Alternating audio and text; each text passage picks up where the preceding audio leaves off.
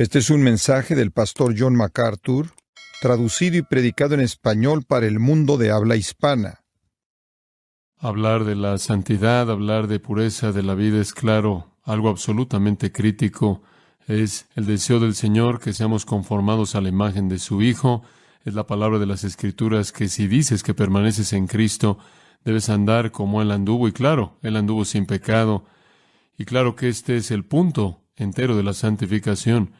Y enfrentar esto es realmente crítico, particularmente en su juventud. Aunque nunca olvidaré, estando en el cuarto de un hospital, un hombre de 78 años de edad estaba muriendo del corazón. Y estuve de pie y me incliné sobre su cama y le dije, ¿estás listo para ir al cielo? Y él estaba llorando y yo estaba un poco preocupado por su condición. Lo había conocido por varios años. Él dijo, bueno, mi confianza está en Jesucristo, 78 años de edad. Pero él dijo, simplemente nunca pude obtener la victoria sobre la pornografía. 78 años de edad. Eso me impresionó bastante, porque él ni siquiera había vivido en esta generación. Él ni siquiera había tenido una computadora, ni fue la industria de las películas como lo es en la actualidad, ni la televisión como lo es en la actualidad en los años que él cultivó hábitos. Aparentemente hubo acceso a ese tipo de cosas para él, y aquí estaba él a sus 78 años de edad, y esa fue la herida profunda, en un sentido, que él estaba llevando al encontrarse con el Señor en el cielo. Si vas a ganar esa batalla, te voy a decir el día de hoy en dónde debes ganarla. Y me voy a concentrar en el meollo del lugar en el que debe ser ganada la batalla, y quiero comenzar con una ilustración de un hombre llamado Job. Ustedes, estoy seguro que recuerdan a Job. Job, no necesitan abrir su Biblia ahí en un momento. Voy a llevarlos ahí en un momento. Job, de acuerdo con el propio testimonio de Dios, fue un hombre justo. De hecho, en el primer capítulo de Job, en la primera parte del primer capítulo, él es identificado como uno de los más justos, y no el hombre más justo sobre la tierra. El hombre más puro, el más santo. Eso se presenta frente al trasfondo de lo que podrías esperar, porque eso se encuentra mucho antes de que la revelación de las Escrituras jamás fue escrita. Él habría vivido en el periodo patriarcal, en la época de Génesis, entonces él no habría tenido ninguna escritura que leer. Ciertamente no habría tenido nada de los detalles del Nuevo Testamento acerca de la santificación en que apoyarse. Sin embargo, él sabía lo que era amar a su Señor con todo su corazón y alma, e impactó su vida al punto que Dios lo reconoce como el hombre más justo. Y después todo salió mal en su vida. Sus hijos, su familia, llegaron a cenar a una de las casas de los hijos, y los sabios vinieron y atacaron el lugar y mataron a su familia entera, a todos sus hijos. Y después de ahí fue a sus cultivos y a sus animales, y después a su propia salud física, y terminó con estas úlceras terribles por todo el cuerpo. Digo, hablas de un desastre tras otro, y la pregunta, claro, que surge en tu mente es, si esto le pasa al hombre más justo en el mundo, ¿qué significa la bendición? Si ser justo supuestamente debe producir bendición, ¿cómo es que esto funciona? Pero bueno, Job está en una situación triste. La única persona que queda en la familia inmediata es su esposa, y francamente ella es un dolor de cabeza. Ella le dice, maldice a Dios y muere, lo cual es un consejo terrible. Y sus amigos, claro, saben de este desastre horrendo, y entonces vienen a consolarlo. Y sus amigos se sientan durante 7 días y no dicen nada. Estuvieron en silencio durante 7 días. Les tomó 7 días simplemente de llorar en silencio para alcanzar un punto en el que pensaron que podían decir algo. Así de profundo era el sufrimiento. Lo único que pudieron hacer era simplemente agonizar con él, y al final de 7 días dieron discursos. Ahora, durante esos 7 días fueron infinitamente sabios, porque no dijeron nada torpe. Tan pronto como abrieron sus bocas, toda la sabiduría se fue, y dieron estos discursos ridículos. Y el meollo fue, bueno, esto es evidencia de que tú eres un hombre pecaminoso. Esto prueba sin lugar a dudas, Job, de que realmente hay algo que está podrido en tu vida, y obviamente no sabemos eso. Ahora recuerden que ninguno de ellos supieron de la conversación que Dios tuvo con Satanás que produjo esto. Ninguno de ellos conoció la evaluación de Dios acerca de Job, porque Eso estaba en los consejos secretos del cielo. Entonces, le dieron el trato estándar que la mayoría de la gente da si estás enfrentando ese tipo de problema en la vida. Debe ser una persona mala. Y entonces dieron sus discursos torpes, y Job escucha, y después él les responde en el capítulo 31 de Job, al hacer un poco de inventario de su vida. Él dice, bueno, hice un pacto con mis ojos, y no he estado viendo a ninguna virgen. Si he caminado en mentira y mi pie se ha apresurado a buscar el engaño, entonces que Dios me lo muestre, porque veo mi situación y tengo integridad. Si mi corazón ha sido seducido por una mujer, o si he estado mirando la puerta de mi vecino, ustedes saben, este es alguien que está observando, que mi esposa esté con otro, que mi esposa me deje y cocine para alguien más, porque ese sería un crimen de lujuria. Si he menospreciado el clamor de mis esclavos, hombres o mujeres, cuando se quejaron contra mí, si no he tratado bien a mis empleados, entonces que Dios me lo muestre. Si he mantenido alejado al pobre de su deseo, si he causado que los ojos de la viuda caigan, ustedes saben, se refiere aquí a que ha bajado su cabeza ella en desesperanza porque él no satisfizo la necesidad de la viuda. Si he puesto mi confianza en el oro, si me he regocijado en la muerte de mi enemigo, él está atravesando por una lista de todas las cosas posibles que él pudo haber hecho mal. Y al final de esto, él dice, simplemente no veo nada de esto. Y entonces el capítulo 32, versículo 1, de manera tan maravillosa, entonces estos tres hombres dejaron de responder a Job, escuchen esto, porque él era justo a sus propios ojos. Hombre, subrayen eso, marquen eso. Eso es realmente crítico. Job 32, 1. Él fue justo a sus propios ojos. No era cuestión de lo que la gente pensaba de él. Ellos estaban mal. Ellos no habían visto ninguno de estos pecados. Él dijo, si he hecho algo de esto, díganme. Ellos simplemente lo asumieron porque las cosas no estaban saliendo muy bien. Pero al final del día, él depende no de lo que Dios conoce, porque él no sabe lo que Dios conoce, ni lo que ellos piensan, porque ellos no piensan correctamente. Al final de todo eso, él es justo en sus propios ojos. Él ha hecho una evaluación en su propio corazón y ha sido justificado. Eso es crítico. Permíteme decírtelo de manera simple. Si vas a ser una persona santa, vas a tener que ser una persona justa y va a tener que llevarse a cabo en tu propio corazón. Ahí es en donde la batalla tiene que ser peleada. Tienes que poder decir lo que Job dijo. Soy justo, me he visto a mí mismo, me he examinado, he visto mis motivos, he visto mi corazón y no acepto sus acusaciones. Porque si es algo menos que eso, va a explotar, te lo prometo. Si no ganaste la batalla en el interior, tarde o temprano se va a aparecer en el exterior. No puedes mantener la tapa sobre eso. Es imposible. No eres tan inteligente, no estás así de alerta. No eres así de disciplinado. Si estás perdiendo la batalla en el interior, cuando nadie lo sepa, cuando nadie ve, y tú sabes que no eres justo ahí, se manifestará. Debes tener la certeza de que tu pecado, ¿qué?, te alcanzará. Permíteme llevarte a otro hombre en el Nuevo Testamento. Abre tu Biblia en 2 de Corintios capítulo 1. 2 de Corintios capítulo 1. Y, como ustedes saben, este es uno de mis libros favoritos, escrito por, en mi juicio, el líder más grande que jamás vivió humanamente, el apóstol Pablo, porque el modelo de su liderazgo está en esta epístola. En 2 de Corintios tienes un mejor vistazo del corazón de Pablo que en cualquier otro lugar, en el Nuevo Testamento. Y la razón por la que lo tienes es porque él está bajo ataque. Es lo mismo con Job, él está bajo ataque. Nada más que en esta ocasión no son sus amigos, sino que son sus enemigos. Con Job fueron sus amigos quienes estaban atacando su credibilidad y su integridad. Y Job pasó la prueba al decir, he examinado mi vida y les quiero decir que soy justo. Bueno, Pablo está siendo atacado por enemigos. Ellos, los falsos maestros, una combinación, como ustedes saben, de filosofía griega y oratoria griega en cierta manera unidos, con elementos judaizantes de judaísmo invadiendo a la iglesia. Los falsos maestros entraron a la iglesia corintia, querían enseñar mentiras como los falsos maestros siempre lo hacen. Son agentes de Satanás y traen doctrinas de demonios y, como ustedes saben, son como el reloj que no funciona, están bien 2 veces al día y eso les da algo de credibilidad. Y entraron a Corinto y sabían que iban a enseñar mentiras y trastornar el evangelio y destrozar a la iglesia y destruir el evangelismo. Iban a tener que deshacerse de la confianza que la gente tenía en Pablo. Entonces decidieron atacar a Pablo.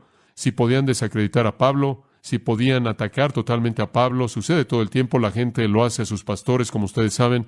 Alguien que decide que quiere traer alguna enseñanza nueva a la iglesia o alguna nueva estructura de poder a la iglesia, hacen todo lo que pueden por atacar al pastor, destruir al pastor. Sucede no solo en iglesias, sucede en cualquier ambiente. Y eso es lo que pasó. Entonces comenzaron atacando a Pablo. Y básicamente dijeron, y les voy a enseñar la clave aquí, está en el capítulo 4, versículo 2. Él dice, renunciando al oculto debido a vergüenza, no andando en astucia o adulterando la palabra de Dios. Y aquí está de lo que estaban acusándolo.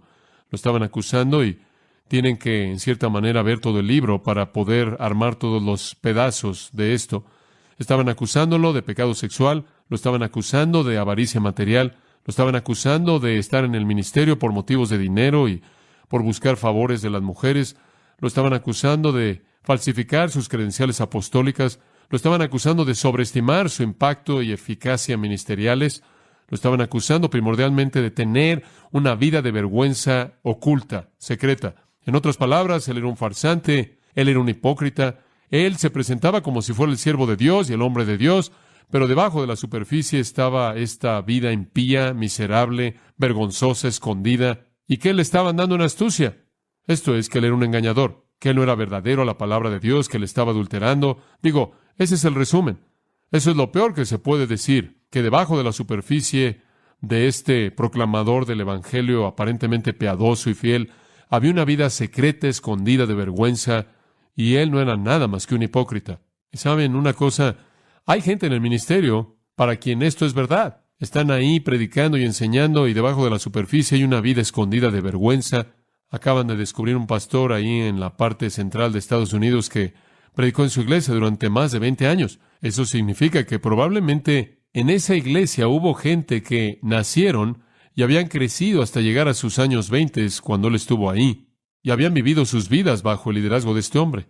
En la iglesia descubrieron que durante esos 20 años le habían estado dando dinero, y le habían estado dando dinero porque él tenía un deseo por darle dinero a familias pobres en el área como un testimonio de la iglesia, y le dieron efectivo para que pudiera dárselo a familias pobres. Comenzaron a hacer algo de estudio y descubrieron que las familias pobres nunca recibieron eso, sino que las prostitutas locales lo recibieron durante un periodo de 20 años. Ahora esa es una vida secreta escondida de vergüenza. Él fue exhibido. Y claro, inmediatamente la gente entonces que se había sentado bajo su ministerio durante 20 años, regresó a lo largo de 20 años en su mente y dijeron, ¿qué ha pasado en estos 20 años? Si este hombre, sin el poder e influencia del Espíritu de Dios, ha sido mi maestro, cosas horrendas como esa suceden de vez en cuando. Y hay personas que tienen una vida escondida de vergüenza, y ustedes lo saben, han experimentado algunas cosas como esa también. Algunas veces inclusive son sus padres o alguien en su familia, quienes aparentan ser alguien en la iglesia, pero debajo de su vida son como sepulcros blanqueados, llenos de huesos de muertos. Entonces dijeron eso de Pablo, y quiero que vean la respuesta de Pablo, capítulo 1, versículo 12, porque creo que esto nos lleva de regreso a la médula de lo que estamos hablando aquí. 2 Corintios 1:12, este es el corazón y alma del asunto. Nuestra confianza es esta. Ahora Pablo dice, miren, tengo que responder estas acusaciones. Ahora quiero que sepan que Pablo es un hombre humilde, sabemos eso de manera muy clara, se ve en todo lo que él escribe, él es un hombre no egoísta, él es un hombre que exalta a Cristo, él no quiere hacer nada más que exaltar a Jesucristo y a él crucificado. Él, cuando se le pidió que presentara sus credenciales apostólicas, él dijo, yo he sido golpeado más que ustedes, estuve en un naufragio y todo eso, apedreado y dejado para morir. Él vio su sufrimiento como la verdadera credencial de su apostolado, porque ahí estaba la esencia de su humillación por causa del Evangelio. Él no fue un hombre orgulloso, pero él estaba dispuesto a defenderse a sí mismo en contra de acusaciones falsas, porque él no quería que la gente creyera que no era verdad su vida y por lo tanto desacreditar su ministerio y por lo tanto alejarse de la verdad que él predicaba. Entonces, él, no con muchas ganas, él odia hacer esto, y ven esto a lo largo de toda esta epístola. Él odia tener que defenderse a sí mismo, pero lo hará. ¿Y cómo lo hará? Estuve en un avión cruzando Estados Unidos, y uno de los predicadores, entre comillas, más prominentes evangélicos de la televisión estaba sentado atrás de mí en el avión, y él bebió demasiado y llegó al punto en el que estaba en estado de ebriedad, y me vio y él sabía quién era, y después él, desconozco la razón, no le caí bien, y entonces en su falta de dominio propio, decidió decírmelo. Y él simplemente me reprendió fuertemente. Y yo le dije, bueno, esto es algo muy interesante que estás sentado aquí, me estás hablando, porque en este momento estoy escribiendo una evaluación de tu libro para la revista de Moody Monthly. Entonces quizás te podría hacer algunas preguntas personales para asegurarme de que entiendo esto correctamente. Bueno, esa fue una reunión providencial bastante asombrosa. Bueno, él empezó a hablarme y usó algunas palabras profanas en contra de mí, y escribí la evaluación y fue publicada. Más tarde, unas 2 semanas después de este incidente en el avión, recibí un sobre grueso, así de grueso, escrito por él, lleno de 15 cartas escritas por toda persona que estaba en su personal que lo conocía, diciéndome qué persona tan maravillosa era él. Yo he trabajado con este hombre y párrafo tras párrafo, 15 cartas de todas estas personas diferentes en su organización. ¿Y saben una cosa? No creí eso, no lo creí. ¿Qué es eso? Yo vi lo que estaba en su corazón. Cuando él estuvo bajo la influencia del alcohol, la realidad se manifestó. Entonces, ¿qué va a hacer Pablo para defenderse a sí mismo? Va a decir, aquí están 15 cartas de 15 de mis amigos más cercanos. ¿Dicen que tengo una vida escondida de vergüenza? No, no la tengo. ¿Y aquí están 15 cartas? No. Vean el versículo 12. Aquí está nuestra confianza. El testimonio de nuestra conciencia.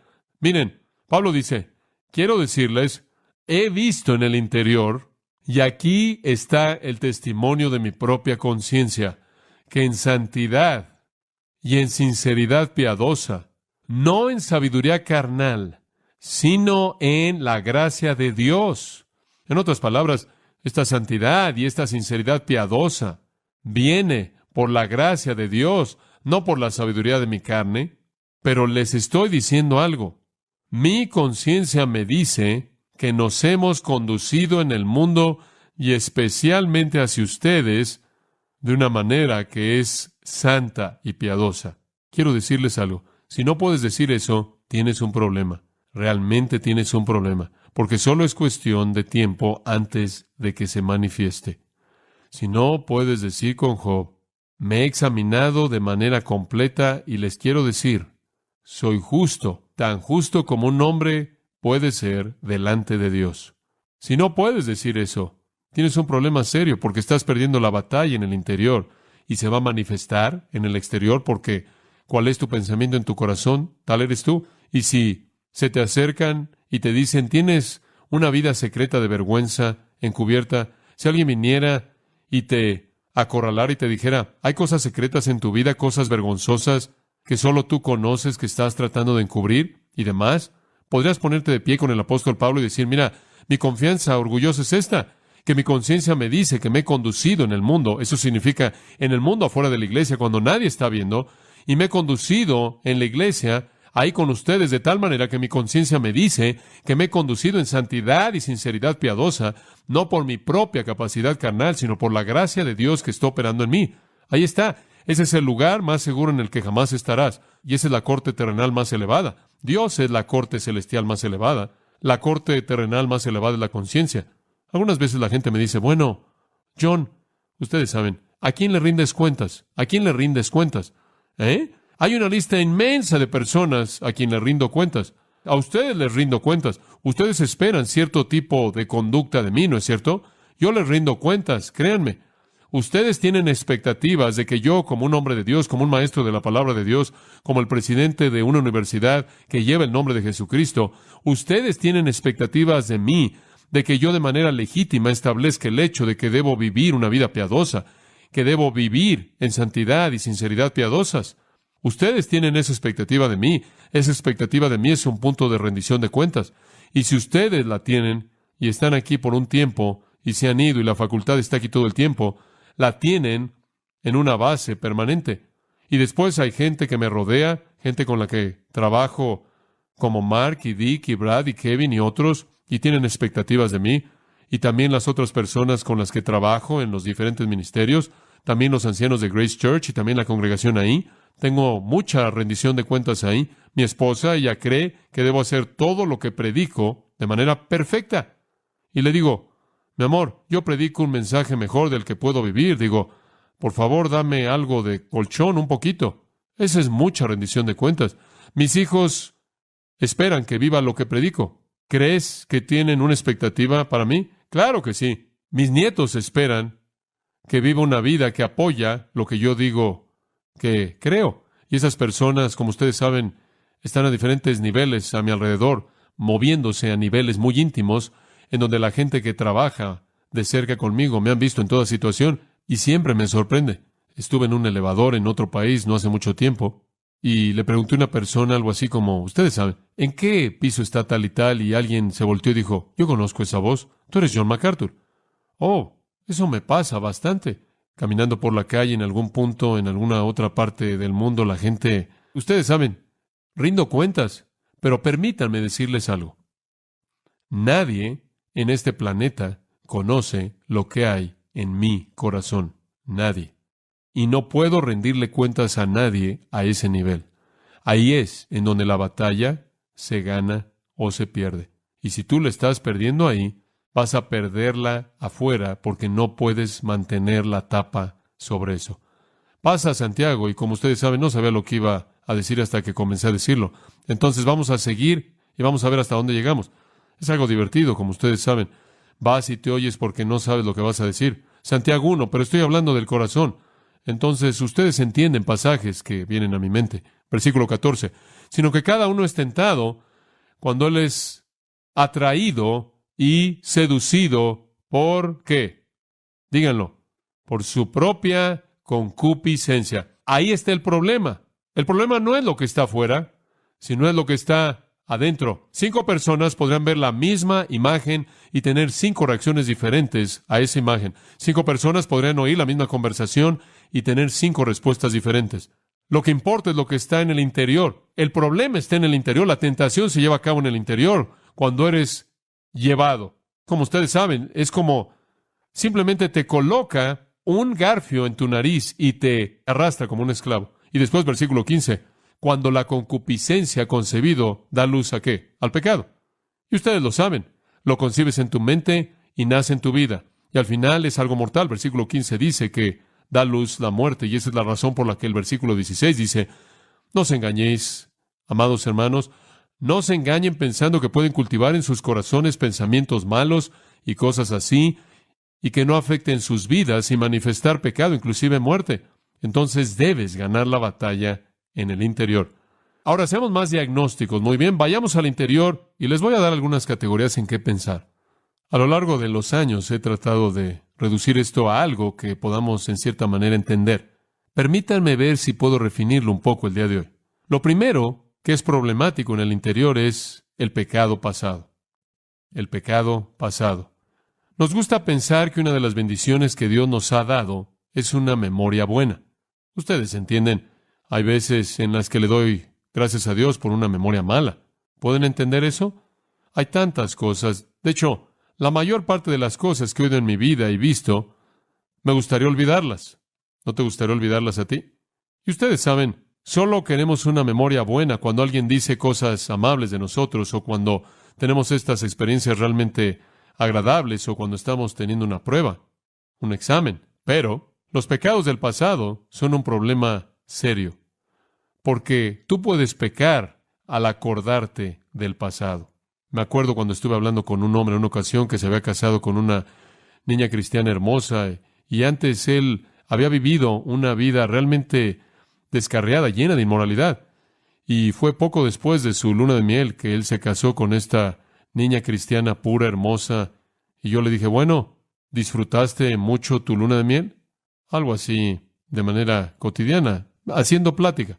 Resultó ser bastante profundo. Él dijo, no. Y yo le dije, ¿por qué? Él dijo, porque simplemente estuve pensando en todas las experiencias sexuales pasadas y simplemente no podía mantener mi mente pura. Con su propia esposa en su propia luna de miel. Es reciclar el pasado. Jóvenes, en este punto en sus vidas, están llenando su almacén de memoria y les voy a prometer una cosa. Si ustedes meten cosas ahí que son pecaminosas, Satanás es realmente bueno en reciclar esas cosas. No es nada más cuando lo hiciste, sino que regresa. Es como las imágenes de esos videos que no deberías haber visto, las imágenes en la internet que no deberías haber visto, las películas que no deberías haber visto, la letra de las canciones que no deberías haber oído, las imágenes que fueron retratadas de manera vívida en tu mente cuando estabas leyendo algo que no deberías haber leído. Eso no se va, lo hace vívido, memorias vívidas, particularmente si estás sentado en un cine viendo a gente hacer cosas que no deberían estar haciendo y son de varios metros a todo color. Imágenes difíciles de olvidar. Lo que sucede es, te deleitas en la memoria de pecados pasados.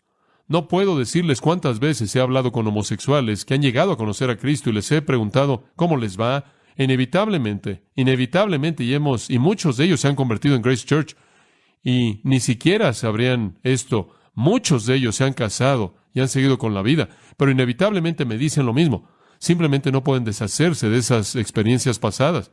Siguen reciclándolas. Esa es la razón por la que David dijo esto. David le dijo a Dios en el Salmo 25:7, no te acuerdes de los pecados de mi juventud.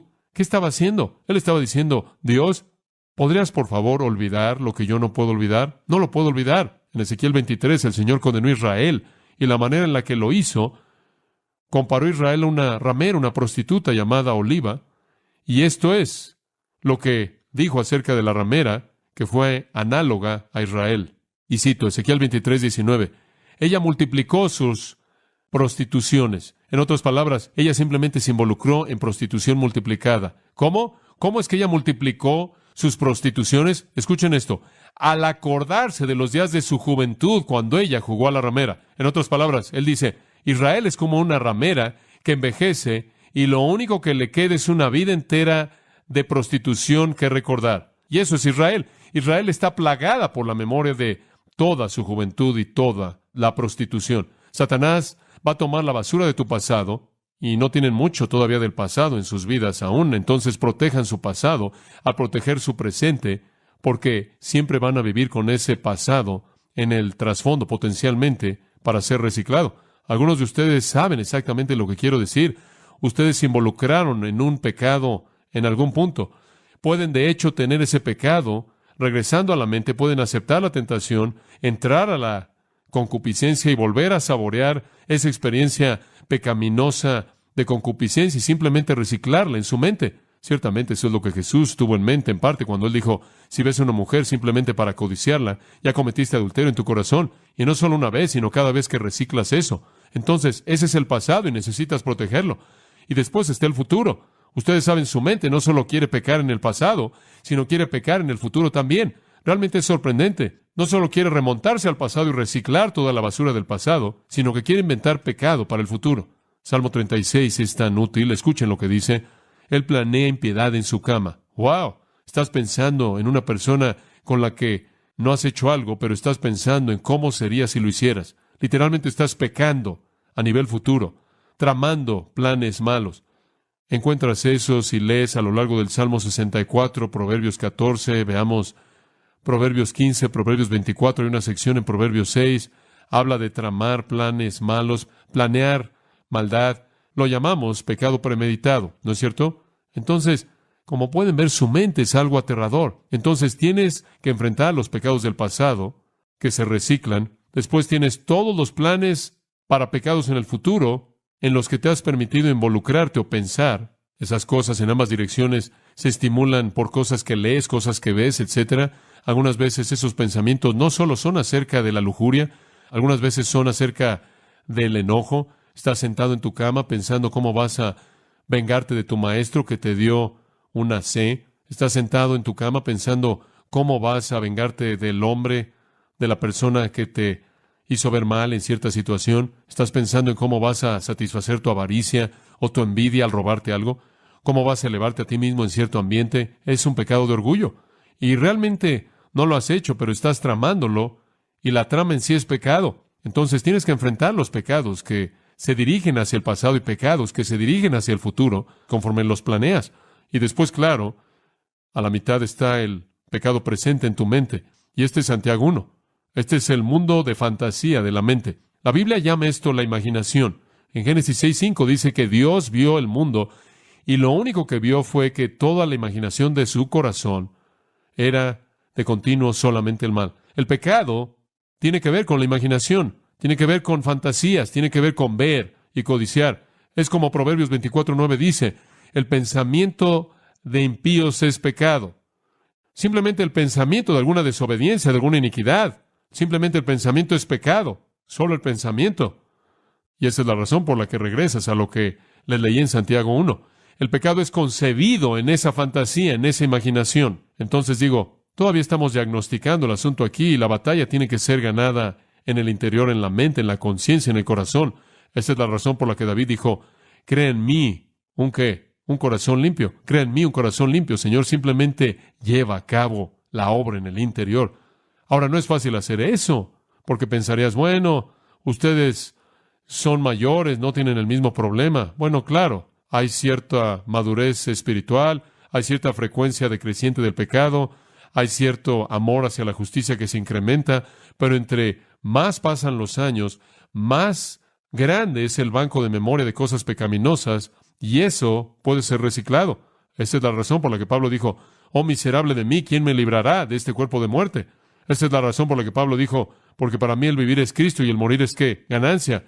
No fue porque él quería traer puesto una corona, fue porque él quería ser liberado del pecado pasado, presente y futuro que lo asediaba. Esa es la razón por la que el cielo me es atractivo. No me importan, francamente, las calles de oro. Digo, no me mueve eso mucho. Estoy seguro que lo disfrutaré cuando llegue. Realmente no puedo comprender cómo se ve el oro transparente y nunca me he imaginado que una perla sea tan grande como para que sea del tamaño de una puerta entera. Esas son cosas algo interesantes y novedosas, pero lo que me interesa acerca del cielo es la ausencia del pecado. Y ahí es donde David estaba, cuando dijo, crea en mí un corazón limpio. La obra debe concentrarse en el interior y debe ser llevada a cabo ahí. Entonces simplemente estoy tratando de darles el enfoque, jóvenes. Ahí es donde la batalla debe ser ganada. Y si la están perdiendo ahí, saben lo que necesitan hacer. Permítanme darles algunos pasos. Confiesa y deja cualquier pecado que sea un pecado secreto. Estoy hablando en términos prácticos. Aquí de frente, de rodillas, de manera explícita, dile las palabras al Señor. Si nadie está a tu alrededor, dilas en voz alta y confiesa y deja cualquier pecado, patrón de pecado, que está en el interior y que nadie conoce. Isaías 55:7, deja el impío su camino y el hombre inicuo sus pensamientos. Deja esos pensamientos y comienza al confesar. Despedaza a Agag, no lo dejes vivir. Una analogía del Antiguo Testamento de 1 Samuel 15. Dejaron al rey vivir, que Dios dijo que lo mataran, y entonces él regresó y regresó y regresó, y cada vez que regresaba, él volvió a ser destructivo, y Dios dijo, ¿por qué no lo mataron cuando les dije que lo mataran? Cuando encuentres pecados que están ahí, despedaza a Agag. En segundo lugar, no te expongas a atracciones malas. Job 31:1. Job dijo, hice pacto con mis ojos. Hice pacto con mis ojos. Y él dijo, ¿sabes una cosa? He guardado mi pacto. Guarda lo que ves.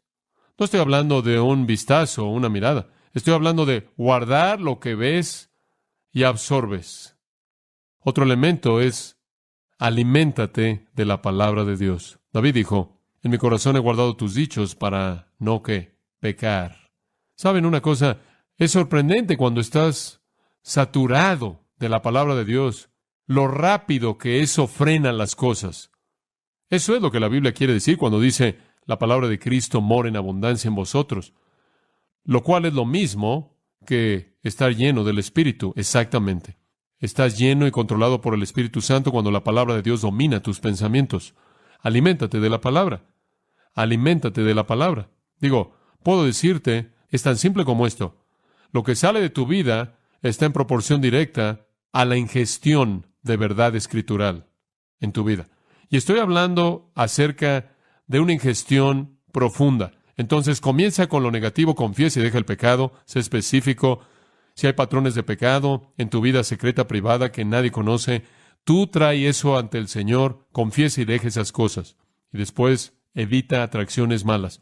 Cualquier cosa que incite el pecado. Para algunas personas simplemente no sigas recibiendo catálogos de cosas que no necesitas, sino que eso genera descontento. Digo, hay 1,000,000 de maneras en las que puedes enfrentar eso. Aliméntate de la palabra de Dios y después pienso en Filipenses 4:8.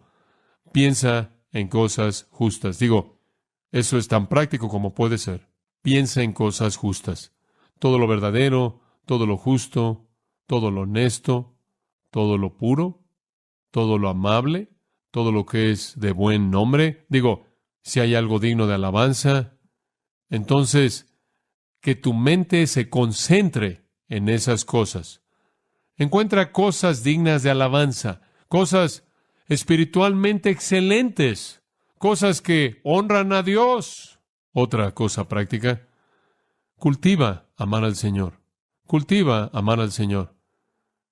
Yo no puedo entender lo que Dios está haciendo en mi vida, pero yo diría simplemente desde mi punto de vista humano, la influencia más grande en mi vida a lo largo de los años ha sido mi estudio de Jesucristo. Sea Mateo, Marcos, Lucas, Juan. He pasado casi 9 años enseñando Mateo, y después, cuando hice eso, regresé y escribí un comentario de Mateo, y después regresé y escribí las notas en la Biblia de estudio acerca de Mateo. Entonces, he estudiado Mateo, no sé, quizás 10 u 11 años de Mateo, y he pasado varios años estudiando el Evangelio de Juan, y ahora estoy estudiando el Evangelio de Lucas, y he estado, no sé, un par de años haciendo eso, y estudié el libro de Hebreos, el cual exalta a Jesucristo de maneras absolutamente abrumadoras y magníficas. He estudiado el libro de Colosenses varias veces en mi vida, y eso también es una exaltación del Señor Jesucristo. Una de las experiencias más gloriosas que he tenido es estudiar 2 veces el libro de Apocalipsis y enseñarlo 2 veces y de manera completa, y después escribir un comentario de 2 volúmenes también del libro de Apocalipsis. Supongo que si añadieras los 35 años de ministerio, quizás 25 de esos años, he estado estudiando de manera bastante directa a Jesucristo, y después en el resto de las epístolas, como el libro de Romanos, estás tratando indirectamente, y Gálatas indirectamente, y las epístolas tesalonicenses y las otras epístolas también. Pero realmente creo que el contribuyente más grande a la manera en la que mi hombre interior espiritual funciona es mi amor por Jesucristo. Cada pasaje, y no sé si detectan esto, si me oyen predicar de los evangelios, literalmente me encuentro a mí mismo emocionado por el proceso de aprender más de Jesucristo. Cada pasaje en los evangelios, ahora, claro, en Lucas, cada pasaje simplemente abre su belleza y su majestad y su gloria, y digo, me está llevando a un punto en donde, más que la mayoría de la gente, por mucho, digo, porque ¿quién hace esto? Ustedes saben, la gente normal no pasa su vida entera estudiando la semana entera durante décadas, entonces no tienen la oportunidad de entrar en tanta profundidad en las cosas de Cristo como yo. Pero les voy a decir una cosa, el factor más controlador de mi vida es el amor que tengo hacia Jesucristo. Y no es algo sentimental, no es algún tipo de asunto sentimental inducido por alguna emoción. Es esta realidad de quién es y la gloria y la maravilla de su persona y lo que Él ha hecho y cómo Él me amó lo suficiente como para entregar su vida por mí y cómo fui escogido en Él desde antes de la fundación del mundo para que fuera conformado a su imagen, para vivir en su presencia por los siglos de los siglos y reflejar esa imagen. Y todo lo que se encuentra en eso, todas